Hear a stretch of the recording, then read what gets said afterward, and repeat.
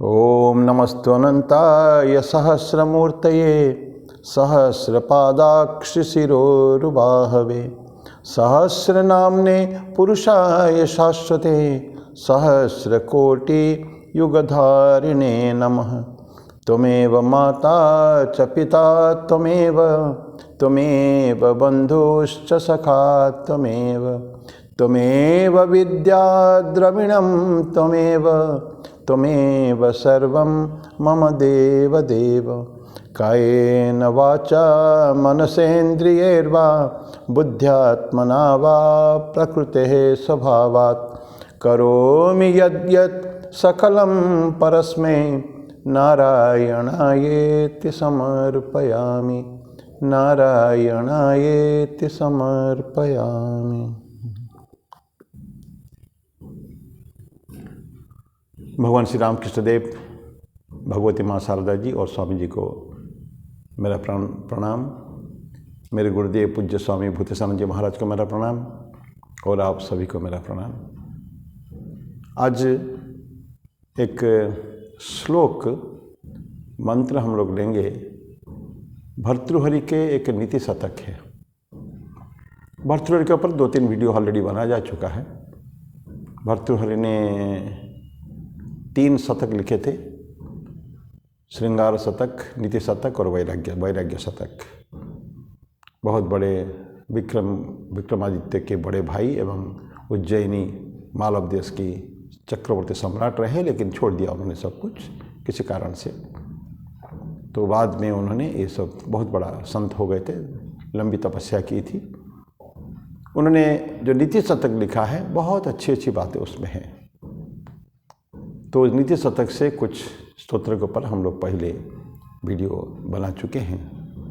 अभी आज जो बनाएंगे ये बहुत सुंदर है। न्याय पथ से हमको कभी भी विचलित नहीं होना चाहिए, उसी के ऊपर। और ये मंत्र ये जो श्लोक है, स्वामी विवेकानंद जी उनका पत्रावली में कई बार उसको उद्धृत किए हैं। जब पत्र लिखते थे उनके शिष्यों को एवं गुरु भाइयों को इसके उदाहरण देते थे, उसको जरूर कई बार उनका पत्रावली में देखेंगे। निंदन्तु नीति निपुणः यदि वास्तुवन्तु लक्ष्मी समाविशतो गच्छतो वा यथेष्टम अद्यैव मरणमस्तु युगान्तरे वा न्यायात् पथः प्रविचलन्ति पदम न धीराः। तो 3-4 स्टेप्स में है ये। कोई भी परिस्थिति जीवन में हो तो हम न्याय पथ को कभी छोड़ेंगे नहीं। जीवन में कितना भी कष्ट आए, जीवन में कितना भी प्रलोभन आए, लेकिन अगर जो रास्ते में चल रहे हैं वो रास्ता अगर सही है तो कभी भी रास्ता को त्यागना नहीं चाहिए। स्वामी विवेकानंद का एक बहुत सुंदर लेक्चर है, कर्म और एवं उसका रहस्य। उस छोटा सा उनका लेक्चर है। तो स्वामी जी बोलते हैं कि जीवन में लक्ष्य को कभी छोड़ना, लक्ष्य एक बार तय होता है और लक्ष्य एक बार तय हो जाता है तो लक्ष्य के लिए कर्मधारा हमको जुगाड़ देखना पड़ता है। साधन प्रणाली क्या है, लक्ष्य तक पहुंचने के लिए या साध्य को पहुंचने के लिए क्या क्या साधारण प्रणालियां है, उसको हम ध्यान रखते हैं और उसके बाद उसी पे चलने लगते हैं। और अगर ठीक ठीक चलें, स्वामी जी बोलते हैं, तो हमारी सफलता सुनिश्चित है। लेकिन कभी असफलता हाथ लगती है तो जो पीछे मुड़ के देखते हैं कि कहीं ना कहीं हम लोग उस प्रणाली से, साधन प्रणाली से विच्युत हो गए हैं, रास्ता भटक गए हैं। तभी अन्यथा स्वामी जी इसलिए बोलते हैं बड़ा स्ट्रांगली, तुम एक लक्ष्य बनाओ, साधन प्रणाली परफेक्ट कर लो, करके तुम लक्ष्य को भूल भी जाओ तो भी कोई तकलीफ नहीं है, क्योंकि प्रणाली अगर तुम्हारा सही है, उस रास्ते पर ठीक चल रहे हैं तो हम डेफिनेटली वहाँ जाके अंतिम जो लक्ष्य है वहाँ पर पहुँचेंगे ही। तो प्रॉब्लम कहाँ आता है? विच्युति, पथ विच्युति। तो यहाँ न्याय पथ की बात करते हैं। न्यायात् पथ प्रविचलन्ति पदम न धीराः, अंतिम लाइन में है। तो क्या क्या प्रॉब्लम आ सकता है बोलते हैं कि कुछ भी हो जाए। तो निंदन्तु नीति निपुणः यदि वा स्तुवन्तु। नीति निपुणः, नीतिवान व्यक्ति तुमको निंदा करे या स्तुति करे। निंदन तो नीति निपुणः, नीति व्यवहार व्यक्ति तुमको निंदा करे, तुमको यदि वा स्तुवन्तु, या तो स्तुति भी कर सकते हैं। ये डिपेंड करता है हमारे जीवन की यात्रा में कभी कभी होता है, कभी कभी अच्छे काम हो जाते हैं बहुत सुंदर, जिसके कारण स्तुति होती है, और कभी कभी ऐसे निंदनीय कार्य हो जाते हैं जिसके लिए निंदा होती है। लेकिन इस तरह का कार्य संभव है। लेकिन हमको क्या रहना चाहिए, हमको कोई निंदा करे या कुछ भी करे, उसमें दुख ही नहीं होना चाहिए। दुख नहीं होना चाहिए। दुखेषु अनुद्विग्न मना सुखेषु विगत स्पृहा वीतराग भय क्रोध स्थितधीर मुनिरुच्यते। अन्यथा भी बोले भगवान कृष्ण बहुत बार गीता में बोले हैं कि तुम ये निंदा स्तुति इससे कभी इफेक्टेड नहीं होने का है। बहुत डिफ़िकल्ट कह देना बड़ा सरल है, लेकिन उसको पालन करना जीवन में है डिफ़िकल्ट, तकलीफदायक है। लेकिन यही तो आध्यात्मिक जीवन है। आध्यात्मिक जीवन कोई फूलों के सेज नहीं है, या ये कंटका के रास्ता है। तो अगर आध्यात्मिक मार्ग में चलना चाहेंगे तो हमको हमेशा अत्यंत सावधानी से चलना पड़ेगा। क्षुरस्य धारा निशिता दुरत्यया दुर्गम पथस्तत् कवयो वदन्ति, कठोपनिषद में बात आती है। तो बोले कि निंदन तो नीति निपुणः यदि वा स्तुवन्तो। तो कोई भी व्यक्ति, केवल नीतिवान व्यक्ति नहीं, तो कोई भी समाज में कितने लोग कितनी बातें करेंगे। रामकृष्ण देव कितने बातें करते थे, माँ शारदा के बारे में कितनी ही बातें होती थी गांव में।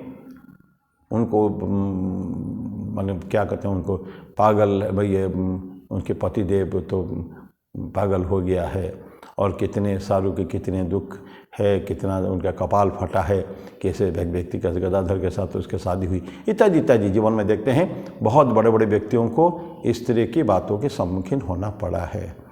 लेकिन बोलते हैं कि निंदन तो नीति निपुणा यदि वा स्तुवन्तु, या स्तुति भी करें, बहुत अच्छी अच्छी बातें कहें हमारे बारे में, या उस आध्यात्मिक साधक के बारे में खूब उनको उठा के चढ़ा कर वो करें, तब भी।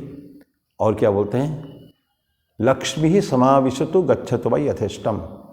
लक्ष्मी ही धन संपत्ति, हमारे जिसके घर में कहता है ना, जो पैसा जो जाता है तो कि लक्ष्मी आ गई है। इसलिए हम लोग कोजागरी पूर्णिमा आ रही है कुछ दिन के बाद। कोजागरी पूर्णिमा के अभी तो आएगा कुछ दिन, अभी जस्ट मेरे ख्याल में। तो कोजागरी पूर्णिमा जो है उस दिन क्या करते हैं कि हम लोग लक्ष्मी की उपासना करते हैं। तो ये लक्ष्मी हमारे घर में आए रात भर। को जागृति, जो जागृत रहेगा वो कोजागरी क्या कहते हैं कि को जागृति, जो जागृत अवस्था में रहेगा रात भर अपलक नेत्रों से लक्ष्मी की आराधना करता रहेगा, उसके घर में लक्ष्मी आएगी। तो बोलते हैं लक्ष्मी समाविश, तो लक्ष्मी आ जाए, पैसा धन संपत्ति कितना भी आपके घर में आए। और क्या बोलते हैं, गच्छतु वै यथेष्टम। अभी लक्ष्मी आए या कहीं भी चली जाए, सी द ऑडेसिटी, उस व्यक्ति का साहस देखिए और अपने ऊपर कॉन्फिडेंस देखिए। लक्ष्मी भी आए बहुत अच्छी बात है, नहीं आए कहीं भी चली जाए तो भी हमको कोई तकलीफ नहीं है। तो लक्ष्मी समाविशतु गच्छतु वा यथेष्टम, कहीं भी चली जाए लक्ष्मी तो भी हमको कोई फर्क नहीं पड़ता। फिर तीसरे क्या बोलते हैं, अद्यैव मरणमस्तु युगांतरेवा। मृत्यु अभी हो जाए, अद्य एव आज ही, वर्तमान नहीं बोलते, अद्यैव मरणम अस्तु, मृत्यु हो जाए हमको, युगांतरेवा, या अभी नहीं हुआ युग के बाद भी हो, कभी भी हो, दैट डजंट मैटर मी, मेरे को कोई फर्क उससे पड़ता नहीं है। आध्यात्मिक साधकों को ये चिंतन करना चाहिए कि चाहे कुछ भी हो जाए, मृत्यु अभी आए, नो प्रॉब्लम्स। शरीर को तो एक नाश होना है, जाना है, any time we can die. कोई एक सेकंड पहले भी कोई जान नहीं पाएगा व्यक्ति मुझे कब उनकी मृत्यु होने वाली है, ऐसा हुआ है। मृत्यु का चिंतन एक शुरू में एकदम आज से 1.5 साल पहले वीडियो दिया गया था, मृत्यु का चिंतन हमेशा करते रहना चाहिए, कभी भी मेरी मृत्यु हो सकती है, एनी मोमेंट। तो उसके बारे में चिंता नहीं करने का। जब एक दिन जाना ही है तो कल क्या और आज क्या, या 10 दिन के बाद क्या और 50-60 साल के बाद भी क्या। तो बोलते अद्यैव मरणमस्तु, तो मृत्यु से भयभीत नहीं होने का है, ठीक है। भर गया, जो डर गया सो मर गया, तो डरना नहीं है, मृत्यु से डरना नहीं है, किसी से डरना नहीं है। तो अद्यैव मरणमस्तु युगांतरेवा, ये सब 3 बातें कह के भर्तृहरि कहते हैं न्यायात पथः प्रविचलन्ति पदम न धीरः। धीरः न्यायात, न्याय से, पथः न प्रविचलन्ति, प्रविचलन्ति विचलन्ति मतलब गड़बड़ नहीं होता है उनके, रास्ता भटकते नहीं है, वो कभी भी होना नहीं चाहिए, इस तरह की बातें। तो ये हमारे एक क्या कॉन्फिडेंस ऑन आवरसेल्व्स, कोई फ़र्क हम पड़ता नहीं। जर्नी रास्ते में हम कोई जाएंगे लंबी जर्नी में, क्या हम डर जाते हैं? कष्टदायक रास्ता कभी कोई लेते हैं हम लोग? नहीं। हमको मंजिल तक पहुंचना है, लक्ष्य तक हमको पहुंचना है, ये एक आशा लेके हम लोग चलते हैं। तीर्थ यात्रा में बड़ी कष्ट हुआ करती है, बहुत तीर्थ यात्रा है, थोड़ा कष्टदायक है। सुना हो मैंने, मैं तो गया ही नहीं हूँ। हिंगलाज जो पाकिस्तान में है, हिंगलाज जो माता के मंदिर, बहुत कष्टदायक है, कई दिनों तक चलना पड़ता है और बहुत कष्टदायक स्थिति में चलना पड़ता है। विघ्न बहुत रास्ता में आते हैं, रोड़े बहुत आते हैं। यहाँ तक कि जहाँ मैं 2 बार जा चुका हूँ, ये अमरनाथ यात्रा, तो उसमें भी बहुत 39-40 किलोमीटर का रास्ता चलना पड़ता है। 2 दिन तो लगता ही है, तो करीब 1.5 दिन कम से कम लगता है।